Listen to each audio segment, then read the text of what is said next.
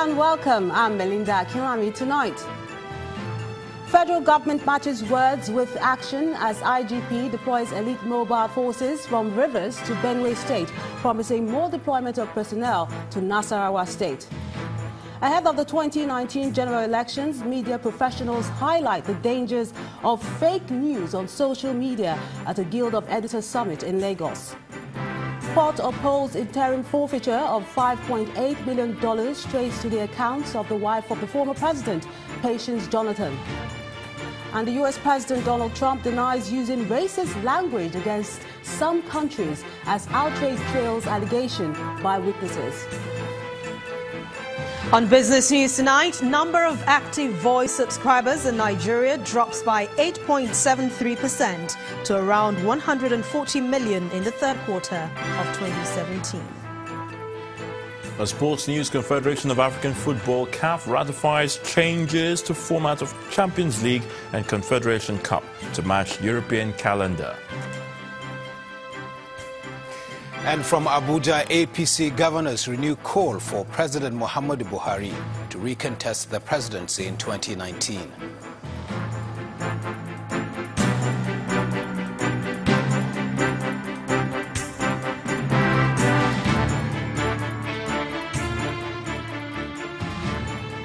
We begin tonight with the latest efforts to end the killings by militia herdsmen following recent attacks in Benue State.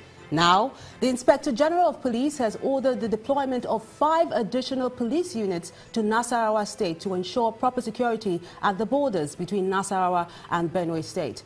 Mr. Ibrahim Idris mentioned this at a meeting in Lafia, the Nasarawa State capital.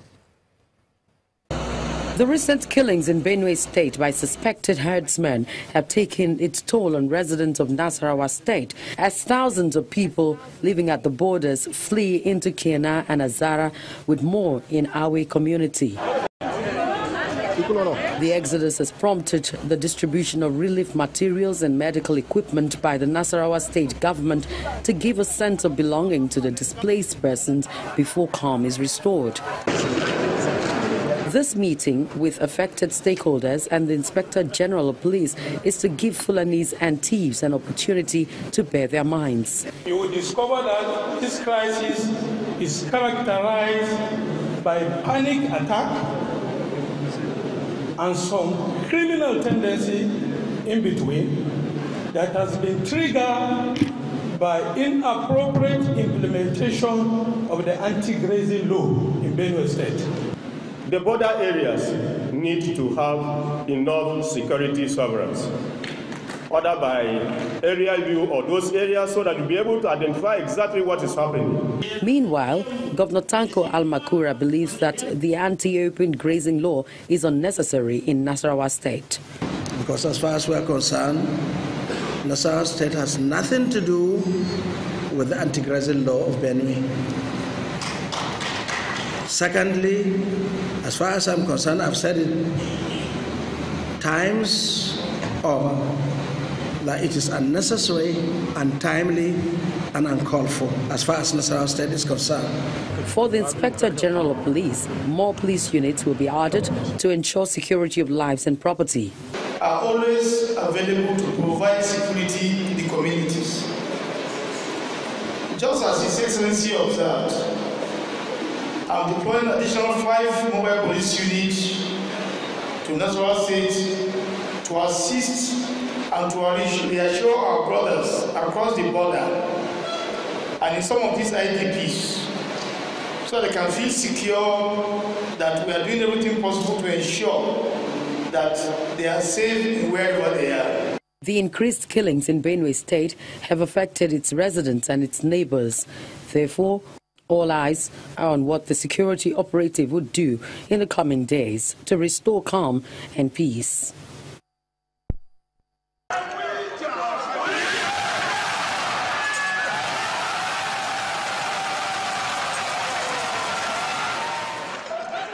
These are officers of the Nigeria Police Elite Squad newly deployed from the Niger Delta region to Benue State.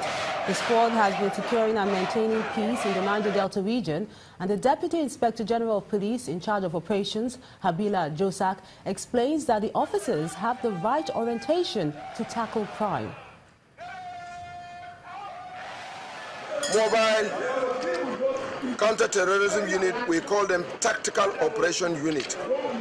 We would have deployed 10 units, and 10 units equals to 63 times 10, 630. And you know, in addition to this, we still have some of the units of the Mopo 13. Mopo 13 are the unit I've used severally in Port Harcourt, and this unit is here. They too have deployed. Outside that one, we also have a special protection or special unit that were trained in Belarus with the military, that were the first unit that were deployed to the Sambisa area that is in the northeast. They also work there. We have them here. In the meantime, Governor Simon Lalong's comment over the recent attacks in Benue State is generating criticism, and the governor, Samuel Otom, who is the man in the eye of the storm, is disappointed with his colleague from Plateau State, but has forgiven him. He told the delegation that visited him in Makurdi that on no occasion was he warned by the governor against setting up the open anti-grazing law.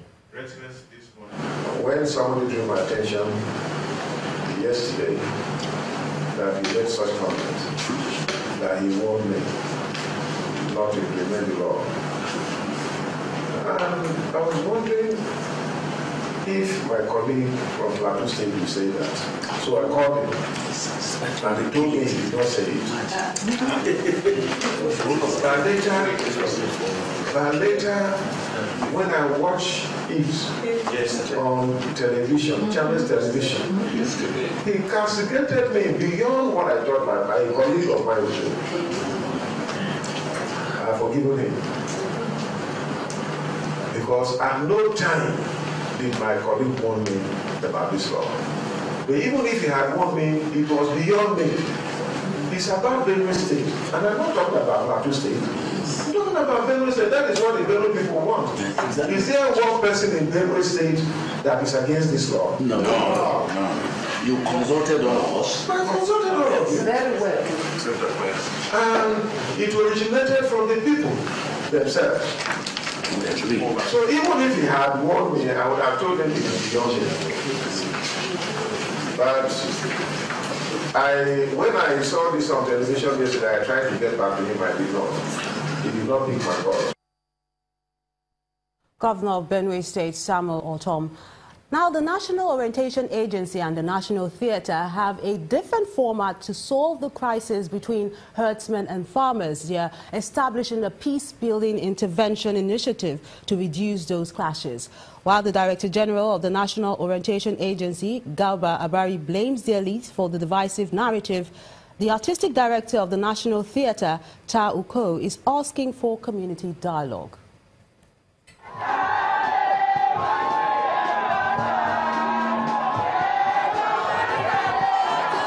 The mass burial of 73 persons who lost their lives in the clash between herdsmen and farmers in Benue State remains fresh in the minds of Nigerians.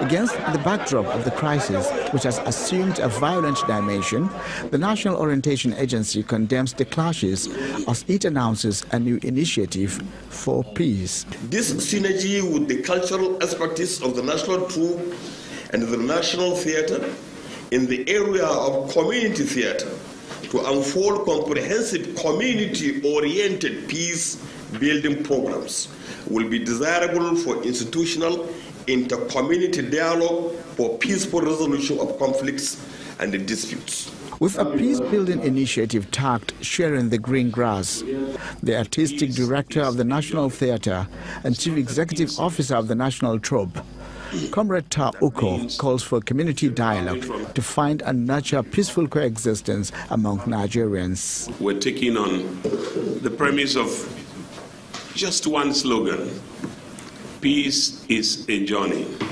It's not an incident. As an agency of government charged with mass mobilization, the National Orientation Agency explains the new peace initiative model. This cultural and community mobilization initiative is continuous and will endure for a long time in the chosen communities. The collaborative intervention on peace building using community theatre and advocacy by the National Orientation Agency, the National Theatre and the National Troupe is aimed at promoting national unity and peaceful coexistence at all levels.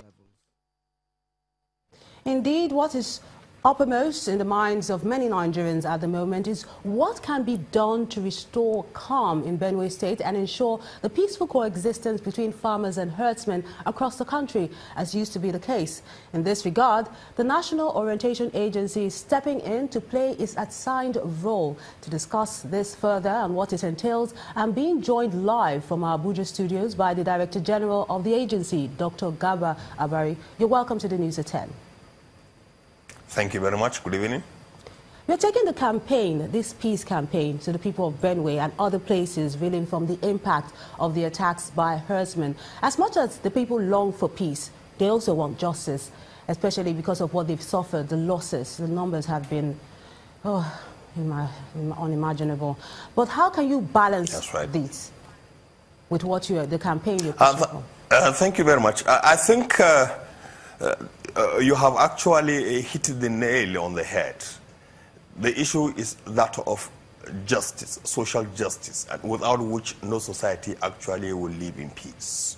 And the idea is to involve the critical stakeholders, the farmers and the herders, to come together and take their destinies into their hands, so that together they develop the synergy, understanding, open communication channels, and address a problem that is common to both of them. Now, don't forget that this is a problem that has been on for a very long time. In fact, the herders-farmers clash is perhaps as old as life. This was the first time that herders and the farmers got into conflictual situation. And they have had ways of going around these problems without shedding blood. What it is that has gone wrong? Where did we miss the bus that Nigeria has to witness such horrendous loss of lives on account of a problem that had existed for a very long time and in which the two parties had developed, engaged, and actually found a way of resolving these problems over the years. So what we are doing as an agency of government is to say, you cannot shave somebody else's head in his absence. Bring these critical holders together and let them act their lives. They have lived together for a long time. They have had these conflictual situations for a very long time. And of course, when such situations have happened, they have had ways of addressing them without having to shed a drop of blood. Today, the situation is getting out of hand, and therefore we feel there is a need to go out, to think out of the box, and bring out new ideas, one of which is addressing the problem that is in the center of in the center of the conflict, the green grass. How do we share the green grass? How do these people actually get together, mutually agree? And in doing this, we are saying that you will bring the actors together so that they act their lives, so that they tell their narrative, so that they also tell their stories. But it is not every time that one conflict arises that you have to apply military strategy to address it. But Dr. Abari, don't you think your agency is putting the cart before the horse? Reorientation should have come first and a long time ago, especially at the beginning of the clashes between the farmers and the herdsmen.